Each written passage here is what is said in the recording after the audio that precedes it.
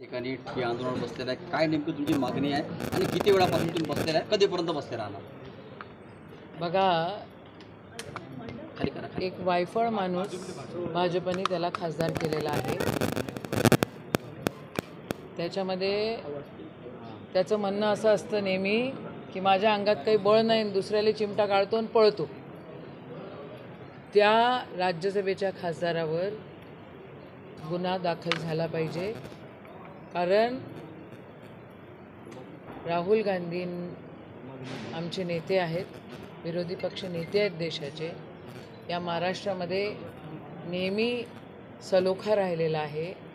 मागच्या 4 वर्षापासून या डॉक्टर बोंडेच्या डोक्यामध्ये फरक पडल्यामुळे तो एवढंच करत असतो की इथं जातीय दंगल घडवण्याचं काम मागच्या 4 वर्षापासून त्यांचं.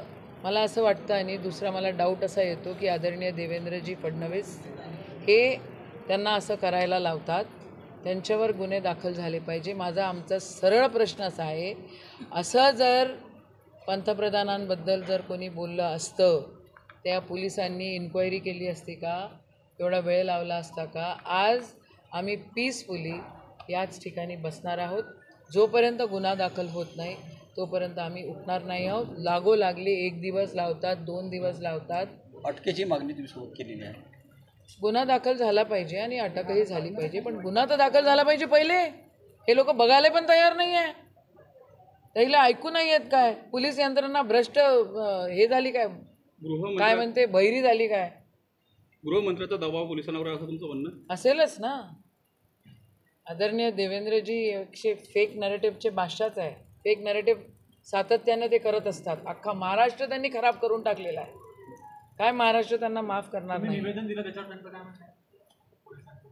आम्ही आता इन्क्वायरी करतो म्हणतात. तर काय पोलिसांना काय अजून कळलेलंच नाही आहे? सायबर यंत्रणा नाही आहे काय? मारे एवढे सभागृहामध्ये एवढे आकात तांडव करून आम्ही हे केलं, टेक्नॉलॉजी असं काय? काहीच तर नाही हो. त्यांचाच माणूस, त्यांचाच खासदार, त्यांनी इथं मागच्या वेळेला जातीय दंगल फैलवली म्हणून त्याला खासदारकी देण्यात आली आणि आज तो हाच गोंधळ घालून राहिलेला आहे. तुम्ही भुटक्याच्या संदर्भात निवेदन दिले.